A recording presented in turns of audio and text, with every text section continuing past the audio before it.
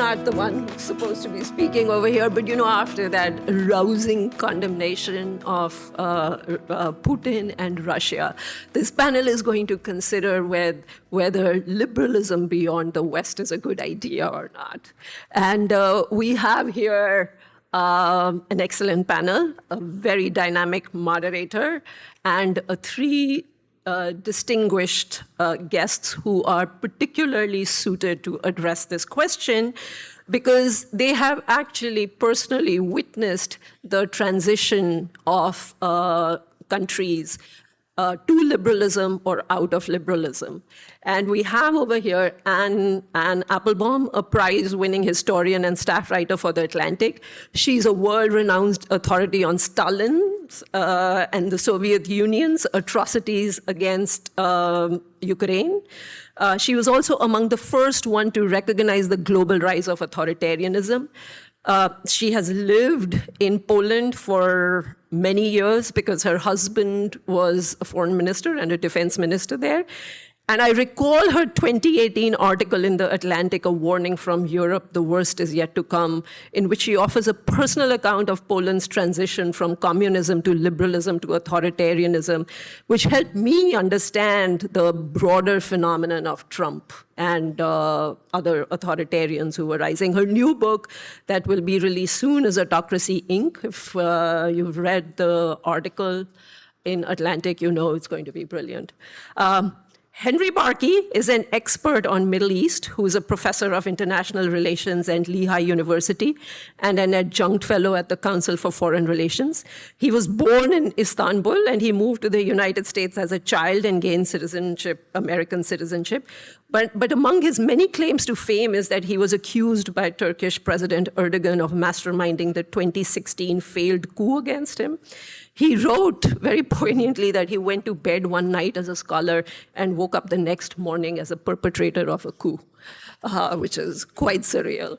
And then we have Azar Nafisi, an Iranian dissident and author of many brilliant books, including her memoir, Reading Lolita in Iran, in which she describes her experiences about returning to Iran during the revolution and living under the Islamic Republic. Her account of the distortions of the human mind that totalitarian ideologies living under them experience and the flights of imagination that they have to undergo in order to escape that mind control is really poignant and eye-opening. And our moderator for the panel is Zack, a senior correspondent at Vox who covers democratic backsliding and the American right. Zack and I got acquainted only about a year ago, and I instantly realized we were kindred spirits. He has done groundbreaking field reporting on the democratic decline in Hungary and Israel, and his upcoming book, The Reactionary Spirit, is an unorthodox account of how the American South before the Civil Rights Revolution might now be serving as a model for illiberal democracies around the world. So look out for it. Take it away, Zack. Look, I want to start by telling everybody a story that everyone on this panel has heard, and I think everyone in this audience has heard, but I want to tell the story because it's a little bit different than the story that we liberals tell about ourselves. The story, I think, challenges us to think about ourselves the way that we think about other ideologies. It goes a little bit like this. Well, a Marxist will tell you, how dare you judge communism? We have these wonderful principles. And we're like, well, look how communism worked out in reality. And you can't just say that communism is freedom for everybody and being a fisherman in the morning and then a critic at night, as Marx once suggested. Okay, the communist says to a liberal, what about your track record? You guys talk about freedom, you talk about democracy, you talk about everybody being in a fair system of cooperation together, living a lovely liberal life. But what have actual liberal states done, right? Slavery in the United States, colonialism in Europe, Japanese internment in the United States again when it was allegedly fighting for democracy. During Cold War, I can't count the number of people who are dead as a consequence of American foreign policy actions and choices. The actual track record of liberalism, you could say, if you're this Marxist critic hypothetically, is every bit as bloody as any kind of totalitarian regime. Liberalism is Western imperialism. It is oppression. That's the story. Now, I don't buy the story. I don't think anyone in this room buys the story. Or maybe there's one person. I think I've seen you here. You know who you are. And I think it's wrong for a number of reasons. The obvious reason, the reason that liberals tell ourselves, is liberalism is capable of changing. Right? Yes, liberalism has been entangled with imperialism and racism and slavery and colonialism in the past. Liberal states have a capacity to reform themselves. But I think the other way in which this story is wrong, the one that gets talked about, I think, in less and is a little less obvious, is that liberalism is not just the history of the West. It's not just the history of Western Europe and North America. Liberalism is much more than that. It's a much more capacious doctrine, and one that has origins and roots in different places in the world and different histories. And that's what the first thing I want to ask this panel about. And I don't mind which one of you answers the question first. And we guess we talked about this in advance. But look, I just don't think that the conventional history of liberalism, of something that started with a bunch of European intellectuals in the roughly 17th century and got exported to the rest of the world, captures the full story. So tell me, from your points of view and your experiences in places outside of that traditional narrative, what does it miss? What does our hypothetical Marxists get wrong? And what does the conventional story, even that liberals tell ourselves, get wrong about our own origins? You're all looking at me, so I'll start. I don't, that wasn't intentional, Anne. I just was trying to look across the table.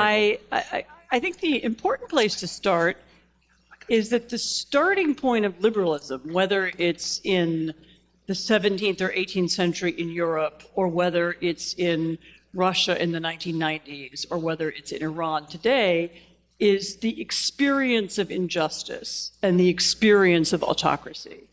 And everywhere you look in the world where there is a successful or unsuccessful democracy movement, whether it's in Hong Kong, whether it's in Iran, whether it's in Russia, the movements begin with people who intuitively understand that a state in which a small group of people makes all the decisions, in which money and the economy more broadly is untransparent, in which the legal system and the judges are bought and paid for by people in power, where there isn't rule of law, there's rule by law. In other words, the law is what whoever is in charge says it is. Anybody who lives in a system like that intuitively understands it to be unfair, and that's the starting point for thinking about alternatives. And that was true at the time of the English Civil War, which was a kind of early liberal revolution. Okay, it wasn't a liberal revolution, but it was the beginning of our system is unfair. Why should the monarch be in charge? It was the beginning of that process. Almost anywhere in the world that you go where there are people fighting for what they would call freedom or democracy or justice, most of them aren't looking to the United States to lead them or looking to Europeans. Sometimes they're inspired by the writings of the past, but most of them have their own story and their own context. And actually, just listening to Zhenya, I started thinking about how much Russian activists, I don't want to say Russian liberals, because that now means that has a different meaning in Russia, but Russian democracy activists and Russian, the Navalny's movement and others have taught us about how to understand our system and how to understand the flaws of liberalism. I think it was the Russians who first understood the link between kleptocracy and authoritarianism. They were the ones who first understood how Western financial institutions and systems were co-responsible for creating autocracy in Russia and elsewhere. They were the ones who first explained to us how the connection between untransparent money and arbitrary power. And they were the first to learn how to expose it well. I mean, the great gift that Alexei Navalny had was his ability to do what was almost investigative reporting, an exposure of how the system worked, but in a way that was funny and amusing and watchable and entertaining and so absorbing that hundreds of millions of people watched his videos. So he was a liberal who came to his liberalism not from admiration of the West or aping of America or something like that, but from understanding how his system worked, understanding how it was interlocked with the West and taking advantage of Western institutions, and he moved on from that. So I think actually the answer to the question is, if you each of these movements, if you look around the world, I'm sure Azar will speak about Iran. Each one of these movements has a local source and has a local specificity and comes to liberal ideas in its own way. But I'm sure I actually have Iran on my list of things to talk about, but since you're on the panel, I'll let you do it. I mean, it's the power of emotion. Azar, you've been prompted, so you get to speak now. Go ahead. I'm rather nervous now. I'll start with a story too. That makes it easier on me. About 2 decades ago, I had just migrated to United States. I had given a talk at the Women's Foreign Policy Group. And at the end of that talk, this lady with a very benevolent expression on her face and gray hair and made into a bun, came to me, and before I could say anything, she said, "You're wrong. Women like to wear the veil in Iran." And before I could respond, she went on and said, "It's their culture." And how many times since then have I heard this from politicians, from people in the media, from people in universities, think tanks, but it's their culture, you see. And I really, really regret not telling her then. I started saying it right after her, not telling her then that if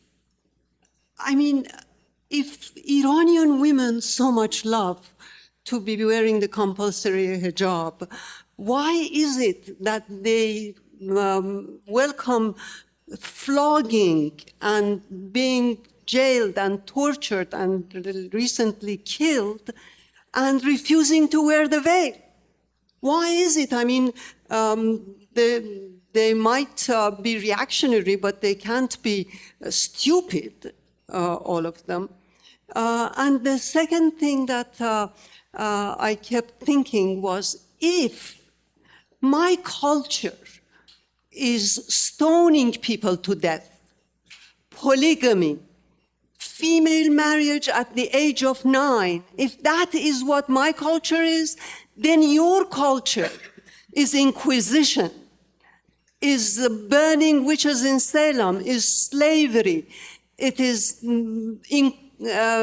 not St. Thomas Aquinas and St. Augustine and Moby Dick and James Baldwin and Toni Morrison and W.H. Auden and on and on.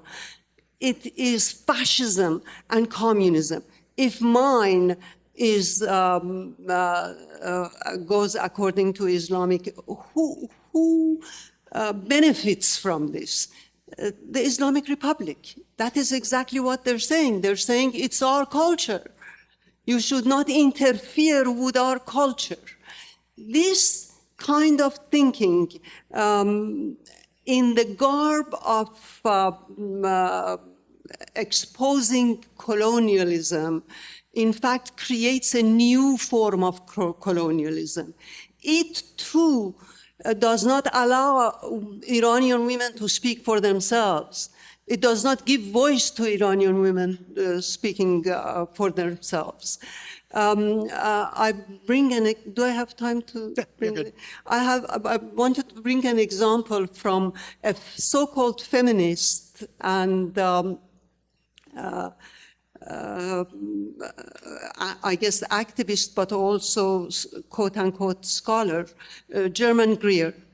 You know what she said? I'm going to read it because I don't want to miss. You know what she said about female genital mutilation? And you know that female genital mutilation is operated on girls before they reach puberty because they don't want them to enjoy sex. That is the whole thing about it. Now, that is what she says about human genital mutilation. Attempts to outlaw the practice amounted to an attack on cultural identity. The cultural identity of a people is by their female genital mutilation. And she says, one man's beautification is another man's mutilation. Mutilation is a form of self-decoration. She says that you have to give women the right to self-decorate, namely mutilate themselves. And this woman is not only a feminist, but she's also revered as a scholar. What kind of a scholarship is this? You know, so I just wanted to, this is one view that gets me going always, and I want to do nasty things to nasty people. But I wanted to end by bringing an example from Iran. Iran's constitutional revolution was was the first in Asia, and the constitutionalists both fought against the West's expansionism and their hegemony, especially between Russia and England. And they also took the ideas. They wanted a universal, they wanted to become part of a new world. And so you don't export or import values and principles. They need to be needed. And that is how liberalism survives. It survives by other people picking it up. If women in Afghanistan or Iran want to be free to dress the way they want, to appear the way they want, who are you to tell them that you cannot do it? You see, there is a deep sense of condescension in this kind of approach. It is condescending. It tells them, you are not really made for freedom. You are not made for freedom of speech. You're not made to. So I wanted to end, and I keep saying it and not doing it. In Constitutional Revolution, there was one American guy, Howard Baskerville, who at the age of 24 was shot dead in the city of Tabriz because he was supporting the constitutionalists. And the American consul, like the American government still, told him that they don't want him to be involved, that we should not be involved in affairs that are other people's. So anyway, the constitutionalist, he taught them how to use their guns, and he was shot dead. And his response to American consul was, I cannot ignore the suffering of these people who are fighting for their rights. I am an American citizen, and I am proud of that. But I am a human being and cannot stop sympathy for the people of this city. The only difference between me and these people is my birthplace, and that is not a big difference to the big difference. This is what we need more of today, as much as people did it 100 years ago. Henri, you get the last word on this question. Thank you. I'm a political economist, so I'm going to look at it from a little bit different perspective, in the sense that I don't believe that you can essentially export liberalism. Yeah. And when you look at the origins of liberalism in the West, you realize that it is essentially the result of two very important developments. One, industrialization, and the other one was urbanization. As a result of that you have essentially a construct or a deal that was built to allow for industrialization to proceed. It was not perfect. It went through crises. We know in the 1920s, the collapse of the stock market, and there was always adjustments, right? But when you look at liberalism in the rest of the world, right, the liberalism that we see is not really genuine. As I've also said, that you have to really believe in the values. In the liberalism that you saw in, say, whether it's the Middle East or Latin America, is really an imitative, mimicking type of liberalism. Because what it is, what these countries saw and what these societies saw was, as the West developed, industrialized, industry equaled power. So if you wanted to be powerful, right, you had to industrialize. And if you had to industrialize, all of these countries, first and foremost, tried to industrialize first. They didn't try to bring in the values of liberalism. For them, the instrument was industrialization. And when you look at Latin America and the Middle East and East Asia, in the 60s and the 70s, what did they do? They invented something called import substitution, which was essentially trying to replicate industrial policies, but without the, shall we say, the other parts of what that required. Because in the West, when industrialization came, you also saw three very important attributes to it. One was the rule of law, two was a modern state apparatus, and three, a civil society.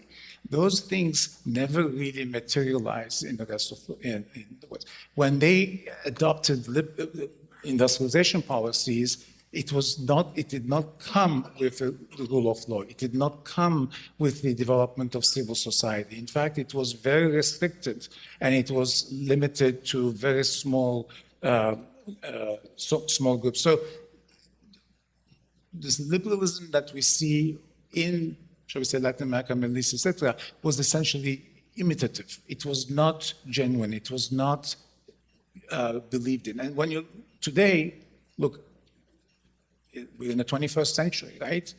When you look at issues of rule of law in many of these countries, there is no rule of law. You have leaders who do whatever they want, right? They can imprison people for no reason whatsoever.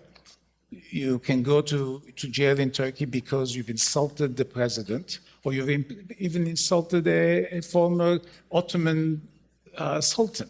Doesn't matter. It depends on who you want to send to jail. So, yes, all of these societies had crises at the end of the 70s. We saw it in Latin America with the bureaucratic authoritarian coups. We saw it also in Turkey. But they never really emerged from the crisis of ideology, the crisis of liberal identity. The only time in Turkey there was an opening, right, it was between 83 and 93, and that's because you had a president in the name of Turgut Özal, who was an economist, who was a maverick, who also understood that if he wanted to develop Turkey and make it look like, shall we say, in a developed country, he had to liberalize politically as well as economically. That you can't just do economic liberalization without the political liberalization. Unfortunately, he died, but he was also, the military really disliked him, really pushed back against him. So so when people talk about liberalism, and let me just tell you one little anecdote to finish this. Before, as I was preparing for this presentation, I decided to, because I just got ChatGPT Plus, so I decided, let me see what ChatGPT thinks about liberalization in a non-Western world. So it spewed out examples. And one of the examples they spewed out was, at least for Turkey, was the Kemalist, the Atatürk years at the beginning of, because it was secular, etc. The Atatürk regime was anything but liberal. It was repressive. It was repressive against religious folks, but it was also repressive against the Kurds. To this day, have essentially no say in Turkish politics. So people have essentially, I think, incorrect notions that liberalism really existed in many places. And in the few other examples like Argentina under Sarmiento or Benito Juarez in Mexico, those presidents very clearly said, we are emulating the West because we want to be like the West. So, but it wasn't really an effort on the part of the West to necessarily export liberalism. It was mimicking, and in most instances, it failed. So I think what is interesting about our current moment, and interesting to be clear is a euphemism here. I don't think anyone really appreciates the political era that we're living in, at least for the past few years. What's interesting is that even some of those countries that were success stories, Henri, on your telling, right, are in crisis, as are some countries that, were the places they wanted to imitate, right? The United States is obviously the example that's on everyone's mind, but it's not the only one. I mean, Hungary was widely considered after communism to be maybe the signature success story of post-communist transition. I've seen that literally written in contemporary articles around 2000. Israel and India were both two of the very few countries that transitioned to democracy right after World War II and had almost, in India's case, continuous histories of democratic rule right up until recently when there became serious crises inside of those countries. Now, those four examples are at the top of my mind because, well, they're in my book, but there are also lots of other ones, right? And we can name them. We can go on down the list from the Philippines to Brazil to the countries that, or at least two of the countries that we're currently going to be discussing, where people on this panel have lived. But what this picture puts together is a sense that liberalism is in crisis in its frontiers, in places where it was trying to take root and where it has failed. Iran is a good example here after the 2009 Green Movement being crushed. And even in the places where it's been established for a long time, this is a genuine moment of global crisis for liberalism. No matter how you look at it, no matter how strong you think liberalism is in ideas, clearly, right, there's something going on here. And so, Henri, I want to start with you on this question, since you went last time. How do you see this crisis? What do you see as its origins, and what do you see as the nature of the crisis itself? Because those are distinct questions. Look, I think this crisis is different than previous crises in the sense that, yes, economics plays a role. When you look at the causes for this crisis, you can say the 2007-2009 economic crisis in the West, especially in the United States, at the end of the Cold War, because the Cold War had created a certain amount of discipline and people kind of lived within that discipline, the end of the Cold War. And I would argue that it's also the rise of China. And we should also add the fact that there's much, and that's also maybe the Cold War effect, there's much greater agency on the part of leaders. That is to say, you see leaders now everywhere around the world, Modi, Orban, Erdogan, Putin, you name them, who do not want to leave power. Right? So they are essentially manipulating the system to stay in power. And the problem for them is that the liberalism is a threat to the rule. However, at least also in the United States, I mean, let's look at the crisis we have today. The economy is doing very well, thank you. Unemployment has never been this low in our memory. And yet, the crisis that we see is not one of economics, even though, as I said, economics did play a role in the creation of it. It's more a values proposition. Right? People are reacting to liberal values in the sense that they want more tradition, they want more religion, they want more less emphasis on, shall we say, gender roles and so on and so forth. So it is really a different type of crisis that we have, and it's not one that we will necessarily solve by pouring much more money into the economy as necessary as the Biden administration has done. Right? So we need to start looking at this crisis from a different perspective. But one thing I would like to say, which is actually optimistic, immigration has become obviously a problem in the West. But look at immigration from another perspective. People want to come to the United States, want to come to Europe. Do you see immigrants running and trying to get into China or to Russia or anywhere else? Right? If you think about the success of the liberal system, the liberal system, with all its problems, is still very successful because this is the place where people want to end up and live in, not in China and not in Russia. Anne. So, for me, I absolutely agree that we're at a moment which isn't an economic crisis, but it's something a little bit deeper. And I would say actually calling it a cultural crisis doesn't go far enough either. You know, if you look around the world, if you look at moments when democracies collapse and when dictatorships arise, it's almost always in a moment of enormous when there's enormous strife, civil war, I don't know, the rise of Napoleon after the French Revolution. It's at a time when people feel not just economically insecure, but physically insecure, and it's almost always also at a time when there's a cacophony of voices wanting different things, and people say, right, we want to end this conflict and we want a single leader, and then there's always a part of the population that prefers that. And if you think about it, in almost every country on the planet, except those who have managed to control their internet, like China, you now have people living in that kind of world. So all of us have access to now an almost constant stream of information, often contradictory. There's one view of the world available on one click of your phone, and then there's a completely different view available on another.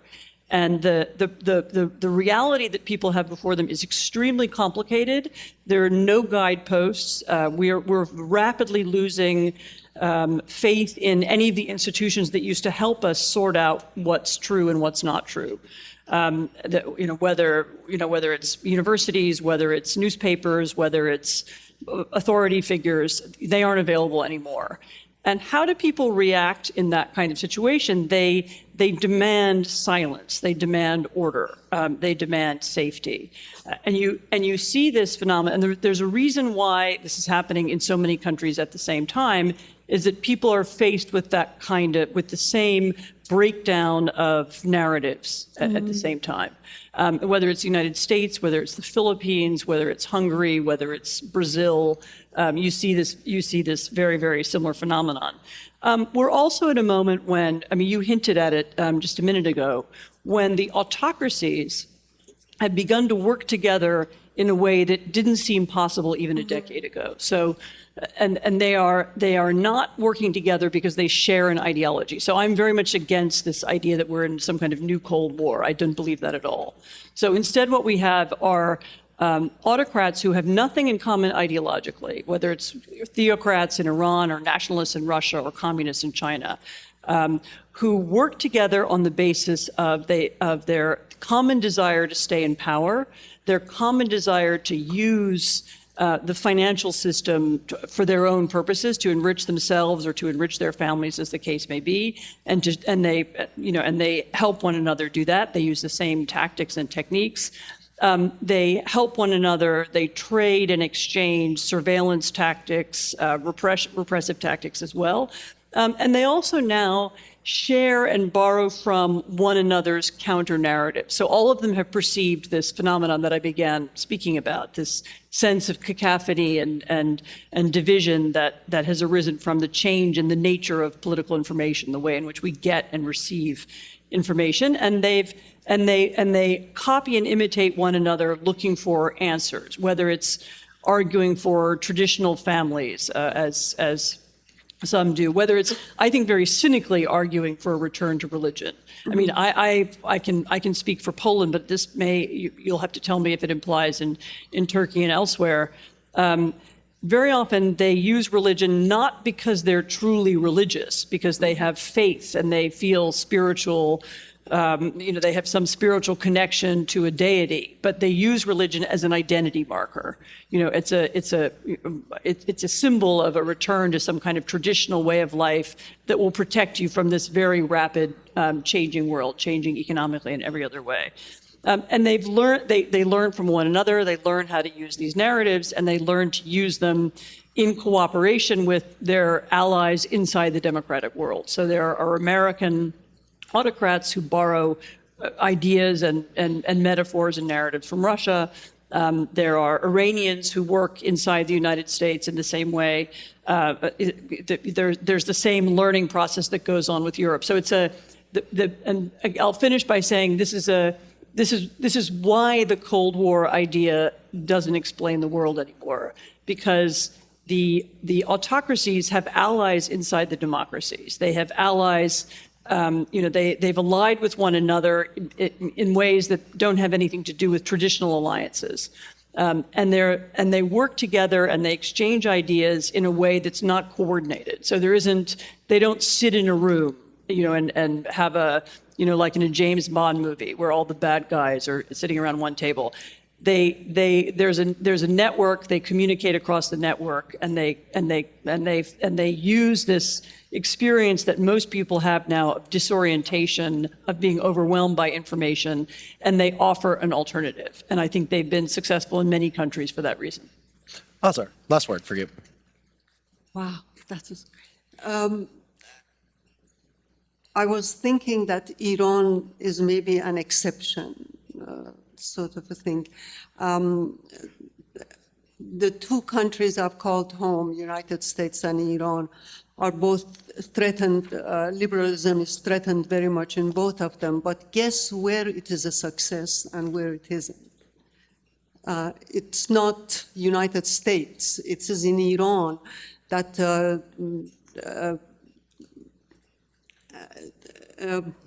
liberal values and principles are being actively brought into resistance against the regime. I mean, from the very beginning of this revolution, when tens of thousands of Iranian women at the beginning came into the streets against the compulsory hijab, their main slogan, one of their main slogans was, freedom is neither Eastern nor Western, freedom is global. So, and up to now, where we have now a new movement after the 2022 and the murder of the girl around the hijab by the government, you have people more and more talking about the autonomy of the individual, the need for independence in all walks of life, So I think that is a very interesting thing. I'm not saying that this movement is going to be successful. I don't know where it will be going. It depends upon many factors. But this interests me. I think this is very important. And especially because it was interesting what Anne was saying about the Cold War, because you're right, that doesn't exist anymore. But in many ways, Iran is like the Soviet Union of the Muslim world. It was the first theocracy in the modern world. It had ambitions which were imperial to, quote unquote, export the revolution. And the failure of that ideology has given the Iranian people a great deal of power and some hope. And so I think I sort of celebrate the fact that Iran is thinking about liberal values, and it's not been exported to it. It comes from very specific needs. Azar, I want to stay with you and stay on that thought because I think it's really important, right? Not just the recognition that liberalism isn't just a set of abstract doctrines, but is embedded in people's needs, their fundamental sense of self-respect, and that's where it originates. But also in this idea that you were raising of liberalism as a form of resistance.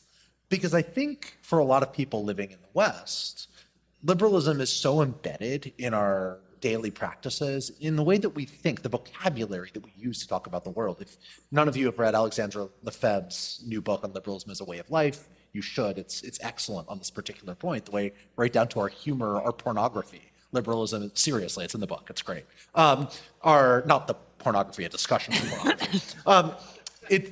It is essential. It's an essential set of concepts that we have, right? And so when liberalism is challenged, sometimes and threatened from the inside, I feel like the response that you get from a lot of Westerners is just like a repetition of almost like a stuttering, this kind of stuttering that I'm doing now. Right? Like, how dare you? How dare you challenge this? Like you're challenging something sacred or holy and profaning it, which you are in a way, right? Liberalism is our version of the sacred in our secular discourse. But also it means that you don't really have a good answer. Right? When somebody says, well, why do things have to be this way? Why do we have to respect all people equally? How come people should get to choose their own way of life?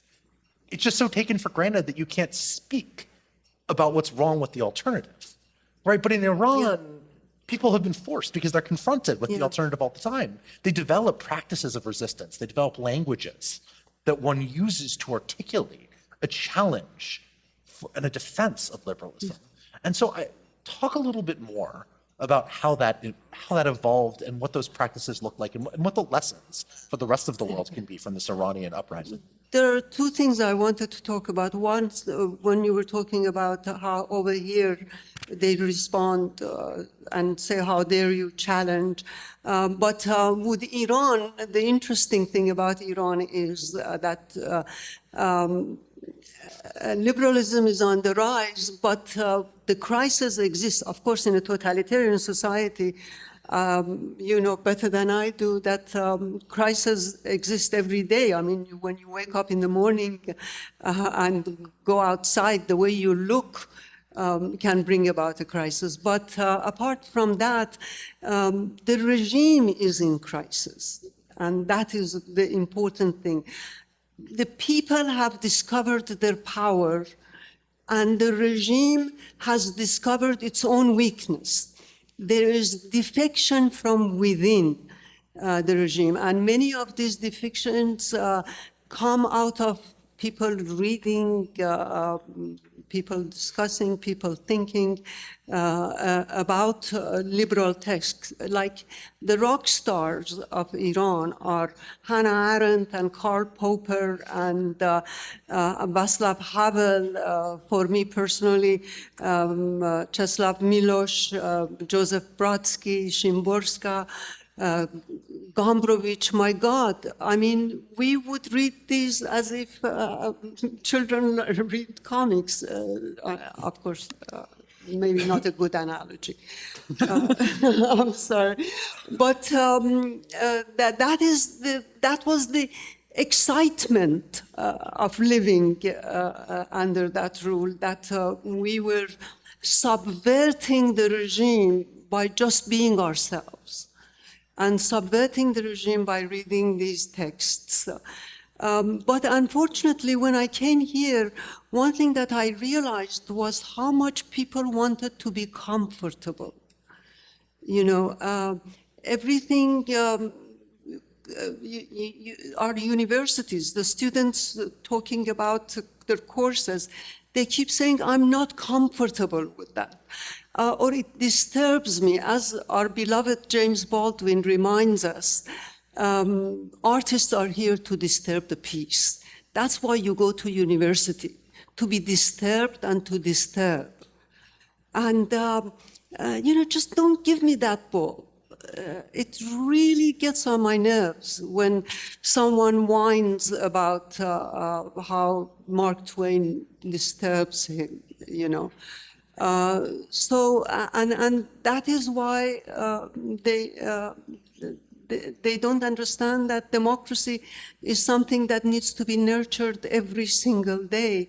And that is why, as my friend, the historian Ladane Burumand, created a term talking about cultures as mutual fertilizers of culture, that Iran is giving you a message.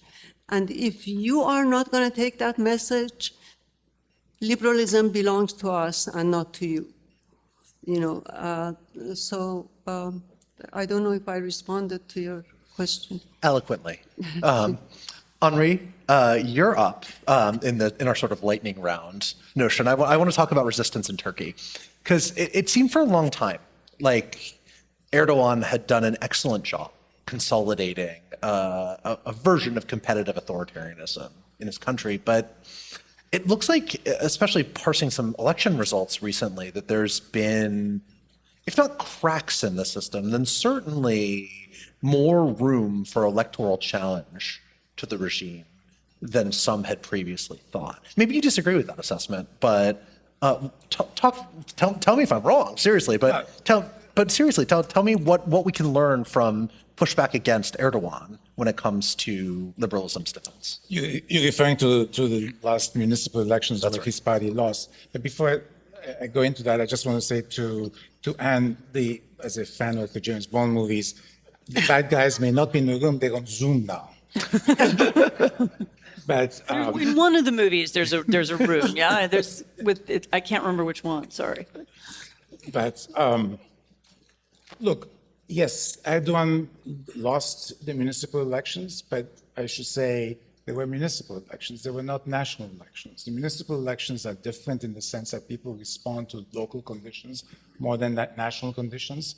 And Erdogan also made huge mistakes because he made the elections about himself. He kind of dissed his mayoral candidates and went and campaigned himself, and people reacted to that. But also the AKP, the ruling party, had done a very, very, very bad job in running the municipalities. So there was a reaction to that. And also people look, he's been in power now for 22 years, 23, 21 years. And, you know, people are getting certainly sick of him. But the system he has created, which has really three components to it, is very durable. Right? There is one crack, which is important. I'll come to it at the end. One is that he is a populist authoritarian leader who now controls every single institution in the state. The central bank, the Supreme Court, Supreme Court made a rare decision this year going against him. He just ignored it. But that's what J.D. Vance wants to do here too. But so our next vice president, possibly.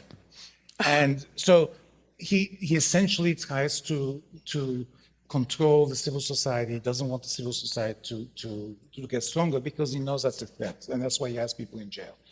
The second is that he has created an image of himself as the man of the people. Just like he's this typical populist who says, I'm fighting for you against the corrupt elites and everybody else who wants to undo you. And he puts, of course, here, to answer also Anne's point about religion, he's actually a pious person. I mean, he actually does believe, but to the exclusion of everything else, and believes that Islam today should still rule. I mean, recently he said something about that Islam and God essentially gave a role to women, and that's what should be followed. And so, but he's also, you have to understand the thing about him is that he controls everything. He's a micromanager. I mean, the other day he just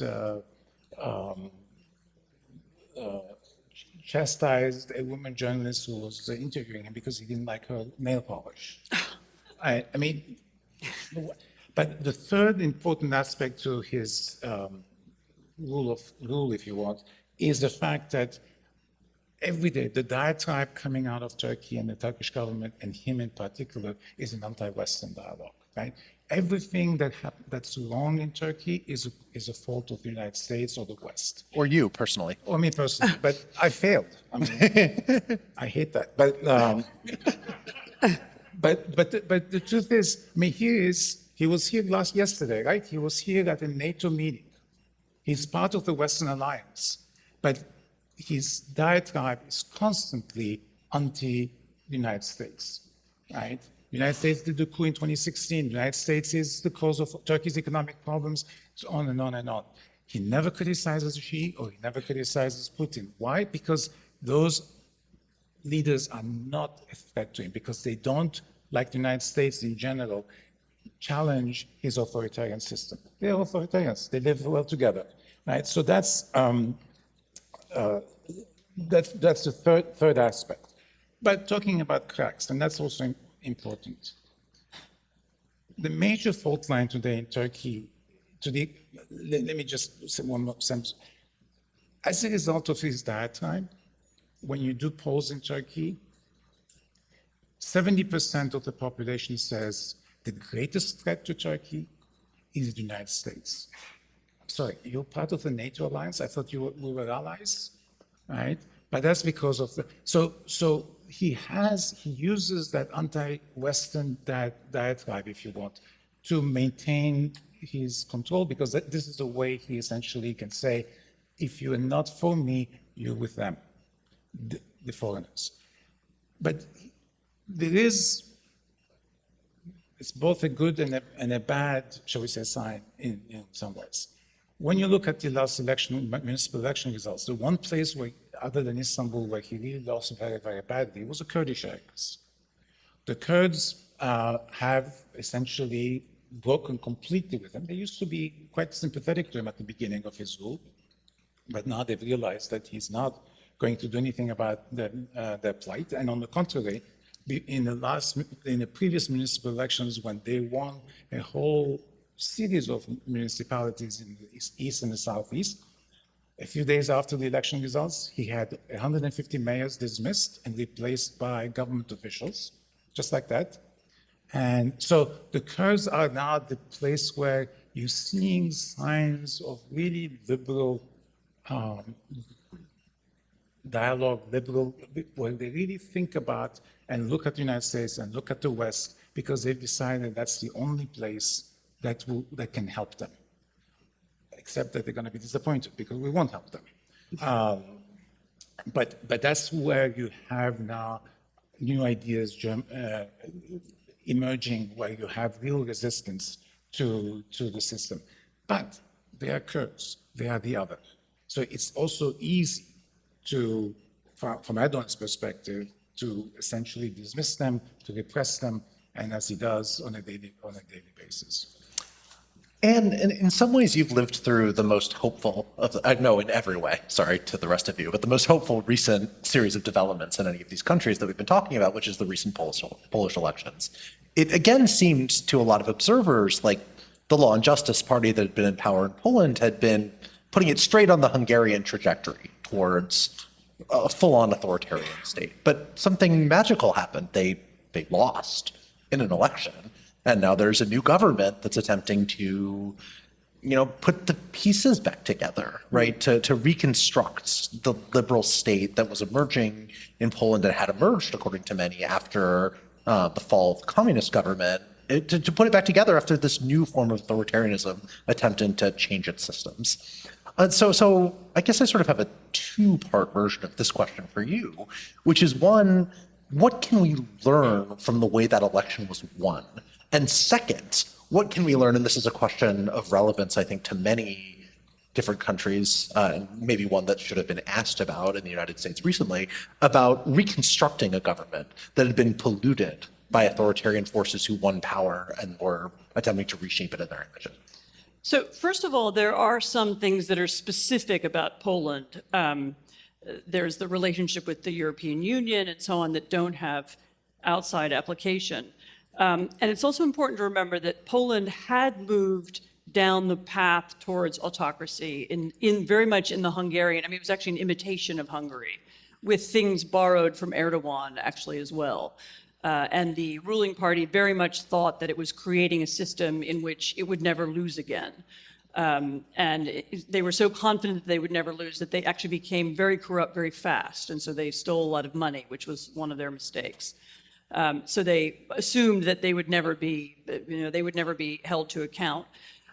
They also became very overconfident, and their overconfidence meant that they were sure they were going to win the election, and so they didn't plan to steal it. And so when they lost, they were very surprised, and they, how could this have happened? So it's a little bit unfair to compare it to Iran, or Russia, or a country, or even Venezuela, or a country which is much further down the road towards dictatorship, where there isn't a free election. It was a free election. I mean, there were some unfair aspects to it. And they tried to cheat, and they had 4 times as much money. They used state money to fund their campaign. They had control of state television, state media, which is very important in Poland. So there were ways in which they cheated. But they didn't actually control the way the votes were counted. And so those are the specificities. I think, though, that there are some general lessons. One is the importance of coalitions. So the current leader of Poland is the sort of leader of the centrist Liberal Party. It was originally a center-right party, now probably correctly described as a Liberal Party. But he runs the country together with a more center-right party and a more center-left party. And so there was an understanding among those 3 parties that the differences between them, which in a different era might have been very severe. There could have been profound, just like Republicans and Democrats used to fight over, percentages of taxes, and those kinds of differences they agreed to put those aside, because the priority was making sure that the Law and Justice Party didn't consolidate the authoritarian system. So it's as if in the United States, you had a really broad coalition from probably from the far left to whatever is the middle of the Republican Party now, and that's what you would need to win. And so that was the first piece of it. The second piece was there was Donald Tusk, who's the leader, the current prime minister, did an enormous amount of grassroots campaigning, very specifically in small towns, in villages, in the countryside. He sought to have a message. He pursued parts of the country where he is personally unpopular and where his party is unpopular. And that was all in an effort to show that the center and the liberals and the center right care about the whole country and not just about their own people. Because what Law and Justice, like all populist parties, had tried to do was divide the country. We are one tribe, you are another tribe. And he sought to overcome that tribal division. And that was very important. I think that was something Joe Biden did pretty well in 2020 as well. The third lesson I would say is, it's very important in those circumstances, and I would have a different way of putting this if it was a left-wing autocracy, but it was very important not to let the right steal patriotism. So it was very important for the liberal parties to also be patriotic, and that meant that's sometimes just a symbolic thing, but sometimes it's a way of speaking about with pride about the nation. Again, with the aim of showing that we speak for everybody, not just liberals, not just people who live in Warsaw, not just people who live in big cities. And so the effort was to have a conversation with everybody, and in a way that that spoke to the whole national unit. I mean, this is a mistake that left-wing parties make very often, is in their criticism of, often justified criticism of history and of in this country of slavery, of racism and so on. They often miss the fact that people want to be proud of their country and they want to feel some connection to the country. And if you don't have that, then you'll lose a part of your audience. And this was, I think, also an answer to the problem that I talked about in the previous answer, which is people have this sense of fragmentation. They have this sense of loss. Change is very rapid. The kind of childhood that you had in Poland in the 1950s or 1960s in a small town doesn't exist anymore. That people have a memory of being part of small communities that are now, even if they still exist, they're connected to the outside world in a way that wasn't possible. And so you have to offer people some vision of unity and some vision of stability. And I think those were the elements that helped win this election. I mean, funny enough, I had this exact conversation with people who ran the recent British Labour Party's political campaign a couple of months ago.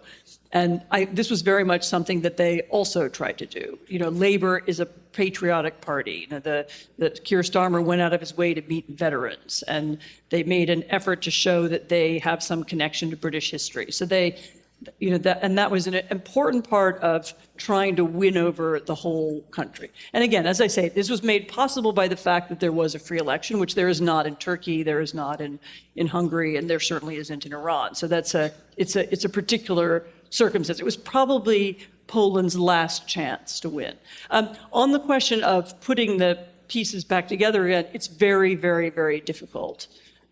There is really, once the institution has been shattered and the norms around it have been broken, you can't magically recreate it just by changing the people, because the institution, whether it's the judiciary or whether it's media, has lost respect and authority in the meantime, and you can't rebuild it instantly. The only thing I should say that some of the reconstruction is a little bit ugly. So in the very first days after they won the election, they shut down state television. I mean, it literally went off the air. State television had been turned into a kind of vicious, it wasn't even Fox News, it was very, very extreme form of propaganda. And it was the way they were able to shut it down was that the engineers at the television station, literally the guys who made the signal go up in the air and go into everybody's TV sets, they were angry at the ruling party, and they agreed to cooperate with the new government. But that was how it happened. So they shut it down, they excluded the journalists, and they brought in new journalists and restarted it. And they had a legal basis for it because the previous the legality of state television had been tampered with, but it was ugly. I mean, it was and the same problem confronts them with the judiciary. So you have something like a third of Polish judges have now been effectively appointed illegally under this illegal, unconstitutional process. And how do you get rid of them? And how do you get rid of them now that there's also still a president from Law and Justice who can veto legislation? And the answer is going to be that will happen very slowly, and they will do it by restricting certain judges from making certain kinds of decisions and so on. But there isn't the big problem, and I don't know the answer to this. The big problem is restoring respect and restoring authority, because once it's lost, it doesn't come back fast. Everybody, give it up for our wonderful panel.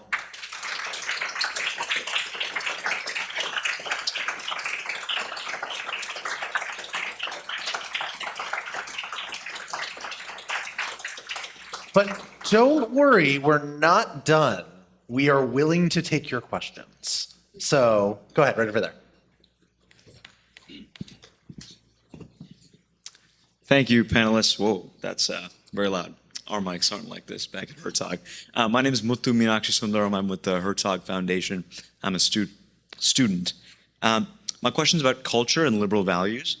Cultures imbue people with values and norms which sort of form the lens through which they view the world. And many cultures around the world are anti-liberal. So as liberals who implicitly believe that liberalism is good, what duty do we have, if any, for supporting would-be liberals and anti-liberal societies around the world in struggling for their rights? And if we do have such a duty, how should we carry it out such that it doesn't sort of backfire because it's happening in these anti-liberal cultures?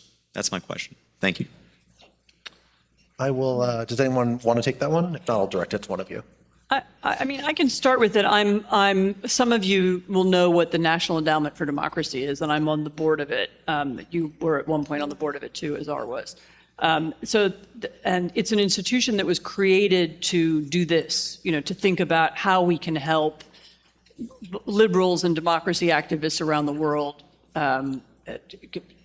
change their systems. I mean, it wasn't even about regime change. It was just about how do we help them make their case? How do we help them win their arguments? How do we support them? And different tactics have been tried in different places. I can't say that there's a formula, but it involves very often support for civil society, for independent media, for people who are making effective change. One of the rules that this particular, there are other institutions in the U.S. do versions of this too. The mantra of the National Endowment for Democracy is that we don't tell people what we want them to do. We respond to what people say they want. In other words, people apply for grants rather than us sending it out. There, both the National Endowment plus the private organizations that do this, plus the other branches of the U.S. government that do it, are often, accused of being ineffective or inefficient or insufficient. And I mean, to some degree, it's true that the resources that we put into it, we, the United States, Europe, and other democracies around the world, are so small compared to the resources that the autocratic states have put into building media networks, building social media influence campaigns, arming their proxies, whether it's Iran arming their proxies in around the Middle East, or whether it's Russia arming their proxies in Africa. We've been competing in one small space, saying, we'll help civil society, but I don't think we've yet faced up to the many ways in which the autocracies are competing with us. You made an interesting point I wanted to underline, which is, what is the reason that autocrats, whether it's Xi or whether it's Putin or whether it's Erdogan, why do they dislike America, or why do they dislike liberal language? And it's because that's very often the language of their own opposition. Mm-hmm. So you said it. What is Erdogan really challenged by? He's challenged by the ideas of liberalism, because that's the language of the Turkish opposition. And they've begun to see that defeating this language, or defeating the idea of democracy around the world, is very important for their own self-preservation. So it's not an ideological war in the old sense. It's about, we need to stay in power, and in order to stay in power, we need to quash any idea that democracy is more successful than dictatorship. And they put an enormous amount of money into undermining our systems and into supporting it. And I don't think we've yet countered that or come to understand the scale of it, or really prepared yet to compete with it. Yeah. Who's next? Back here. Hi, I'm Remy Adekoya. I lecture politics at the University of York. But my mom was Polish, so I actually lived in Poland for many years. Pozdrawiam pani Applebaum. And we've talked here a lot about the despicable tactics of leaders in Turkey, Russia, etc. However, I think one of our biggest problems is in tackling the genuine appeal of authoritarian rule to many people around the world. And we talked about the Polish elections, and we talked about the fact that the ruling party lost the Polish elections, but they actually won the elections in the sense that they got the highest number of votes, Law and Justice, they got 35%. If you don't count the fact that the other parties, there were 3 other parties. Yes, but so the 3 they got... parties, you won easily, by many votes. When you added all the other parties together, they were the opposition. There were 3 parties. Okay. So that's a myth that they put out, that they won. So the point is that they got 35% of the vote after 8 years of their rule and doing all the things which they did. I agree with your analysis on the problems in the world, cacophony, all sorts of narratives coming from all sorts of places, and how authoritarian rulers offer some kind of solution to this, which is appealing to people. And so my question to you is just, what do you think could be the solution liberalism offers to this sense people have of being confused, of uncertainty, of the cacophony of voices all around the place, etc.? What do you think could be the answer to that? Well, I don't want to, I'll just answer briefly, or would you like to answer that? No, I think you should.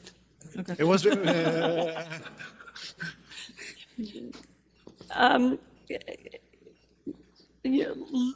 a muscular optimistic form of liberalism that acknowledges the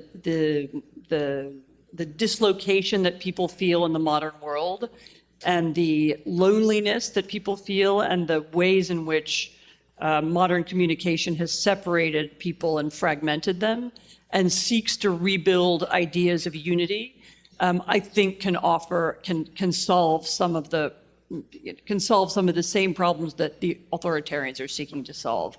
I don't think it's undoable.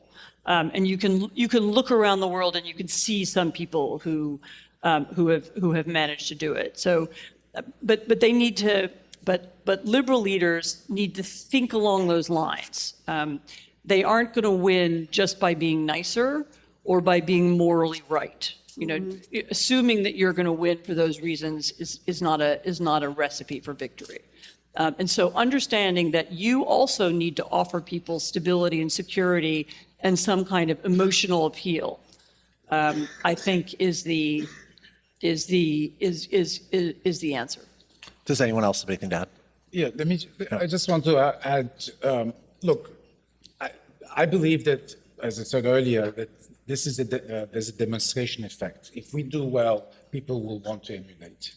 Because when I say we, I don't mean to say we are higher or better than others. It's just that the United States and the Western countries are far more industrialized, far richer, my immigration example. But there are two problems to that. I mean, you have to be able to express very strongly what you really believe in and do well. But especially in this country, people have taken things for granted for a very, very long time. You know, there is the famous economist who wrote about economics, but you can use his adage for politics as well. Hyman Minsky used to say, stability is destabilizing. We had stability and we did not see the changes that were taking place underneath us. Let me remind you that in 1992, somebody called Ross Perot ran for the presidency and got 19% of the vote. Right? This was already a sign that there was something wrong that we should have picked up on, but we ignored it. Right? We, when I say the politics. Yeah, I was for then. You can't really blame me for it. Why not?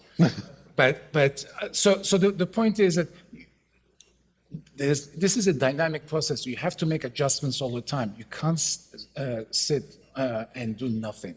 Right? You need to think about these things, and that's part of the problem here. Has been that we assumed that things were so hunky-dory that we didn't have to do anything.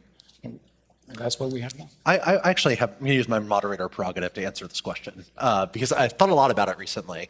And I think one thing, and we've done this, we're guilty of this on this panel, myself included, of running together democracy and liberalism. And when there's something that's a challenge to liberalism, automatically assuming that the popularity of whatever that challenge is to liberalism also means that a challenge to democracy is popular. And that's not true, right? A lot of the time, and I think this is essential to understanding modern illiberal forces, they need to masquerade as being democratic. They need to pretend that they follow the rules inside the system. And to go back to Hungary as another example, Viktor Orban goes to extraordinary lengths to try to convince, especially the rest of the world and foreign observers, sympathetic observers in the West, but also his supporters of his own party, that the system remains democratic despite not being so.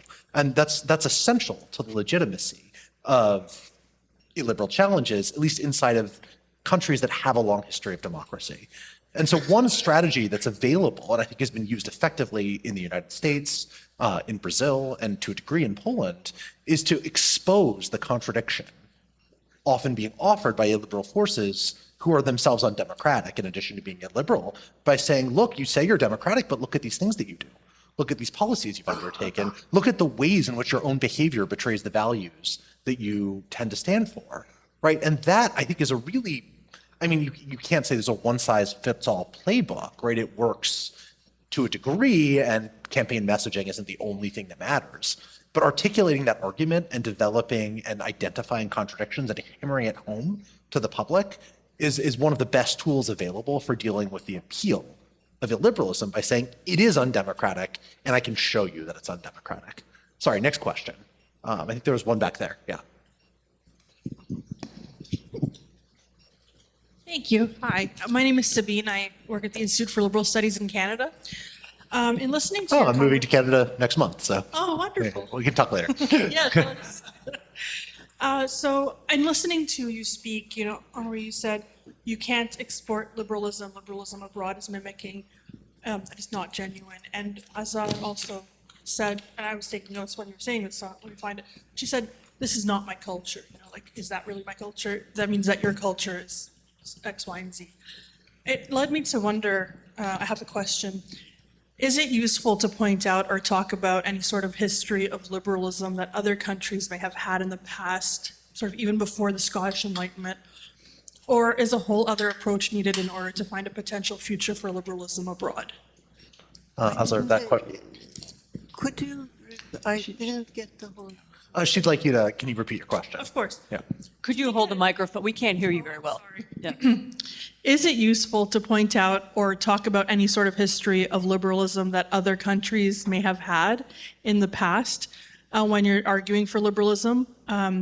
Even before the Scottish Enlightenment, like examples exist throughout history in other countries outside of the West. Or is it a whole other approach that's needed in order to find a potential future for liberalism? And I came to this question hearing Azar say, like, oh, this is not my culture. Like, that means that your culture is X, Y, Z. And Henri was saying that it's all exported, like liberalism abroad isn't genuine. It's sort of mimicking. So I'm wondering, because of that, is it useful to talk about the history of liberalism in countries abroad outside of the West when arguing Outside the West. Yes, when arguing that it's possible for liberalism to exist in places like Lebanon and in places like Iran, like looking at the history of liberalism in that country when it has existed in the past. Yeah, definitely. I think one of the most important things here is to have knowledge, to have understanding of other cultures, and you can't have that knowledge or understanding without knowing the history of it. So outside, and of course, right now, I feel that it's important to be talking about history of imperial liberalism here. Not just in countries, because those other countries, some of them at least I know, Iran are very much interested in others. We theorize the other, but we don't really empathize with them enough. We're not curious enough.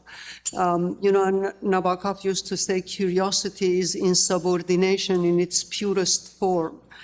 And that is what we need. And we need it in terms of the history of liberalism shown to other cultures, other people, as well as here.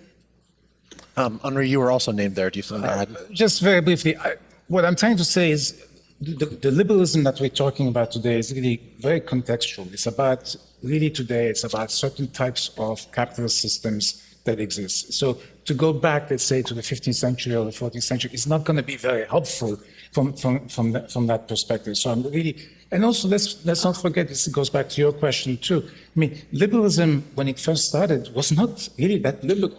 Women couldn't vote. Even some men, if they didn't have property, they couldn't vote. You had slavery. I'm talking about the United States here. Right? So, but it evolved, right? And that's the trick, that we have to continuously evolve. What's happening, I'm not saying that you cannot have liberalism outside of the West. On the contrary, you can, but you have to create a structure. There has to be a construct, an alliance, if you want, between civil society, the state, and labor and capital, etc. So you have to have some kind of understanding of what the rules are, and you have to have a rule of law. Without those, you're not going to have it. But we can certainly encourage people, but it is, at the end of the day, it's individuals who decide on their own if they want it or not. And it's not a cultural thing in my mind. It's, Iran or Iranians or Turks or Egyptians can all decide what they want and choose liberalism. We're going to have to leave it there. We'll be around maybe, I don't know. I have to go watch Joe Biden. But sorry, they're telling me this just doesn't make a final question. What's this? Is this the final question? Now I can ask. There we go. One more question. Let's go to this side of the room. Sheikha's the boss. Yeah, right over there, back there. Hi, everyone. So thanks so much for the discussion. My name's Luke. I'm from the magazine Persuasion. Quite a quick question. Who across the world is the most important but vastly underappreciated liberal group or thinker today? Who's the most important liberal thinker who's underrated? I know, I'm not underrated. All of us. I would say Donald Tusk, actually, but who's So the wait, Polish why? prime minister. Expand on that. Thinker, right? Not just politician, but thinker was the question. He's very much a politician. He's interested in winning, and he thought a lot of. I mean, I've just said what he did, so I'm not going to repeat myself. But he thought about what it is, what's missing, why are we losing, why aren't we winning people over, and he analyzed and he looked for a different narrative. He actually changed himself, and he changed the way he spoke. And I think that's not easy for anybody to do. Anyone else have other examples they want to add? That's a hard question. Okay, so I'll take some time then while you guys think about it. For my money, I mentioned this in a recent podcast, I think more people need to read Charles Mills' work, the philosopher, if you're not familiar with it. Mills he has a reputation as a critic of liberalism because much of his work is about exposing the connections between racism, imperialism, and classic Enlightenment thought. But Mills also, later in his life, was working to argue that these radical seeming critiques were not nearly as radical as they were taken as. In fact, he wrote a piece during the Occupy protests called Occupy Liberalism, making the case that liberalism remains, for anyone seriously interested in these radical visions of egalitarianism, the only means to realize their objectives that were feasible without catastrophe. And he was working on this near the end of his life. He died relatively recently, but he was working on what he called black radical liberalism and never got to fully theorize it. He starts it a little bit at the end of his book.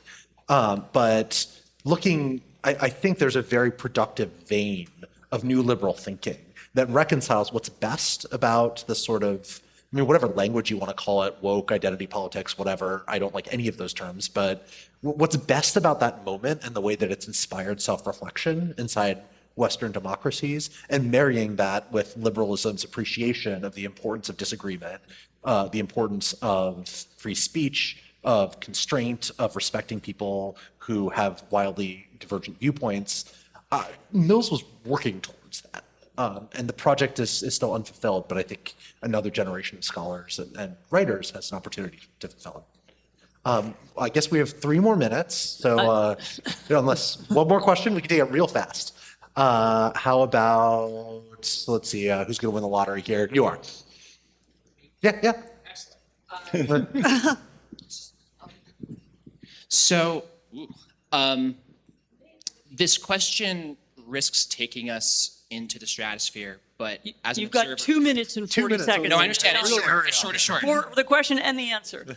Yeah. So I think, as someone who's observing this crisis, it seems impossible to really get to the root node of it without discussing nostalgia for traditional religion and for the social role that that plays and its evolution in time.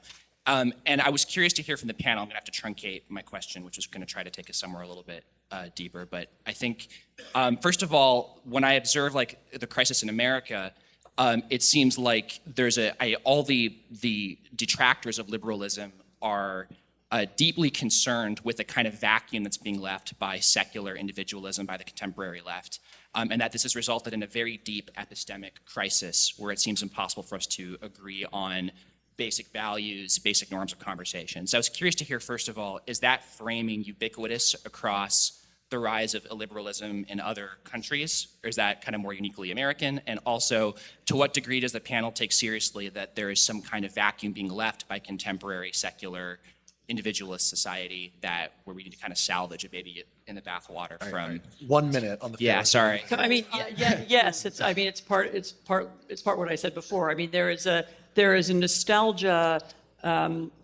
It's not even so much about religion, it's about religious community. I was part of this world. We knew what we were supposed to do. We lived in a particular way. Everybody around us also did that. And now everybody's doing whatever they want, and I don't understand the world anymore. And that's a very, very common phenomenon in Poland, in France, in Britain, in the United States, and I assume elsewhere.